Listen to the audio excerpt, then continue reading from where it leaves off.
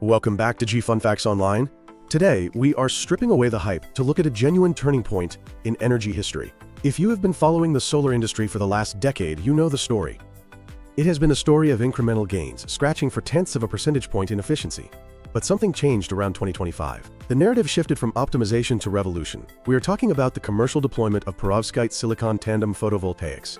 This is not just a new panel. It is a breach of the theoretical wall that has governed solar power for over 60 years. Today, we are going to do a deep dive into the physics, the manufacturing breakthroughs, the economics, and the environmental reality of this technology. We are skipping the fluff. Let us get straight into the engineering. To understand why this is happening now, you have to understand the tyranny of the Shockley-Queisser limit. Calculated back in 1961, this equation dictated that a standard silicon solar cell, the kind sitting on rooftops all over the world right now, could never, theoretically, convert more than about 33.7% of sunlight into electricity. In the real world, industrial limits hovered closer to 29% by the mid-2020s. With technologies like PERC and TOPCon, we had effectively hit that wall. The industry was facing a crisis of stagnation. Silicon is an excellent material, but it is a compromise. It suffers from two massive physics problems: transmission losses and thermalization losses. Here is how that works. Sunlight is a spectrum. You have low-energy infrared photons and high-energy blue and UV photons.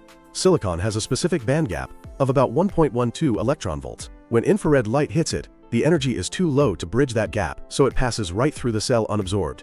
That is transmission loss. On the other end, when high-energy blue light hits silicon, it is absorbed, but it is too strong. The silicon cannot handle the excess energy, so it instantly dumps that extra power as heat, or photons, rather than useful electricity. That is thermalization loss. Basically, silicon wastes the blue light and ignores the red light. This is where the Perovskite-Silicon Tandem steps in. It solves this by changing the rules of the game through a process called spectral splitting. Imagine a sieve. Instead of trying to catch everything with one net, you stack two different nets on top of each other. The top cell is made of perovskite. Perovskites are materials with a crystal structure that allows their band gap to be tuned. Engineers tweak this top layer to have a wide band gap, usually around 1.68 to 1.80 electron volts. This layer is designed to be greedy. It snatches up those high-energy blue and green photons and converts them into electricity at a high voltage with very little heat loss. But here is the key. This perovskite layer is transparent to red and infrared light. It lets those lower-energy photons pass right through to the bottom layer, which is our old friend silicon.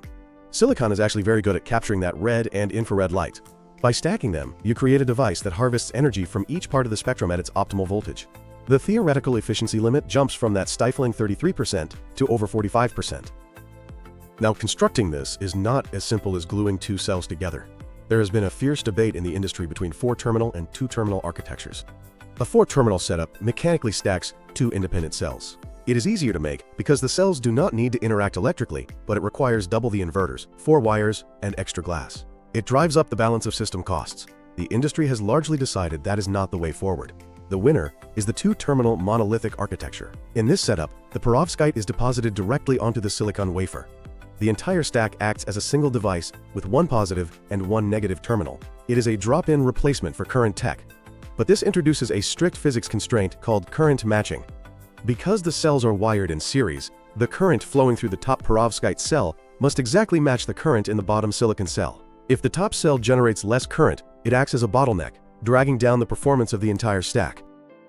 Despite this challenge, the progress has been blistering. In April 2025, LONGi Green Energy technology stunned the market with a certified efficiency of 34.85% for a 2-terminal tandem cell. This was not a simulation. This was a realized device verified by the U.S. National Renewable Energy Laboratory. Q-cells followed up with 28.6% efficiency on a full-size commercial wafer, proving this works at scale, not just on fingernail-sized lab samples. And crucially, Oxford PV began commercial shipments to U.S. utility partners in late 2024, with modules boasting 26.9% efficiency, which significantly outperforms the best standard silicon modules on the market. This shift is being driven by massive state intervention. South Korea has designated this a national leading project, pouring billions of won into securing a 35% cell efficiency target by 2030. In China, companies like GCL Perovskite and Utmolite are operationalizing gigafactory-scale lines. We are seeing these modules in the field, surviving harsh conditions in places like the Kubuchi Desert. But let's talk about the manufacturing, because this is where the real engineering magic happens. Fabricating a tandem cell is exponentially more complex than a standard cell. The primary challenge is effectively coating a liquid onto a pyramid. Standard silicon solar cells are textured with microscopic pyramids to trap light. If you try to spin coat a liquid perovskite solution onto these pyramids, gravity and surface tension ruin you. The liquid pools in the valleys and leaves the peaks exposed, causing short circuits. Three main solutions have emerged in the 2025 and 2026 production lines. First, there's the hybrid evaporation and solution method, sometimes called the scaffold method. Manufacturers use thermal evaporation in a vacuum to deposit a porous scaffold of lead iodide and cesium iodide. Because this is a vapor process, it coats the pyramids perfectly, like snow on a mountain. Then, they spray an organic salt solution into the scaffold, reacting to form the perovskite crystal, right where it sits. It combines the uniformity of vacuum deposition with the speed of chemical processing. The second method is blade coating with planarization. This involves using nitrogen-assisted blades to effectively fill in the valleys of the silicon pyramids, creating a flat perovskite surface on top. It requires insane precision regarding ink viscosity. The third method is fully vacuum-based deposition. Companies like Von Ardenne are pushing for this. It is expensive, requiring high capital expenditure, but it avoids solvents entirely and offers perfect control over layer thickness, which is critical for that current matching we talked about earlier. Economically, the advantage of these tandems is that they can be built on top of existing tech. Heterojunction, or HJT silicon cells, are the ideal bottom layer because their top surface is already a transparent conductive oxide. But even the dominant TOPCon manufacturers like Trina Solar and Jinko are modifying their lines to create TOPCon tandem hybrids, allowing legacy factories to upgrade rather than go extinct. Now, we have to address the elephant in the room: stability. For years, perovskites were fragile.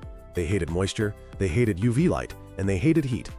But in 2026, the narrative has shifted from instability to managed degradation.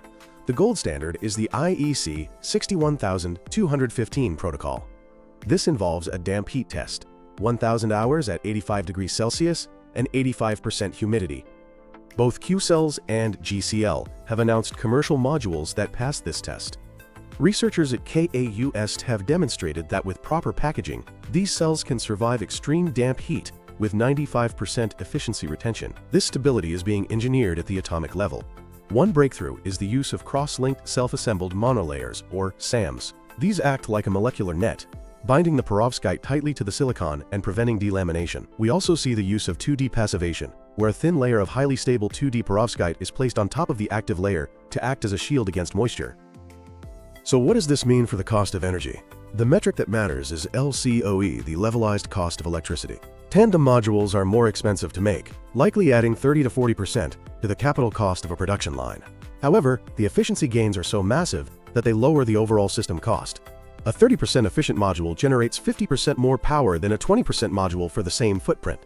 That means you need 30% less land, 30% less racking, 30% less wiring, and 30% less labor. Financial models for 2026 suggest that once production hits gigawatt scale, the LCOE will drop 10 to 20% below standard silicon. We are looking at a target of 2 cents per kilowatt hour in sunny regions by 2030. Finally, we need to talk about the environmental impact, specifically lead. High-efficiency perovskites are lead halides. Critics often point to this as a showstopper, but we need a quantitative reality check. The perovskite layer is only about 500 nanometers thick. The total amount of lead in a square meter of a perovskite panel is roughly 0.4 grams. Compare that to a standard lead-acid car battery, which contains nearly 10,000 grams of lead. The risk is not the amount, it is the leaching potential. If a panel breaks, we do not want that lead in the groundwater.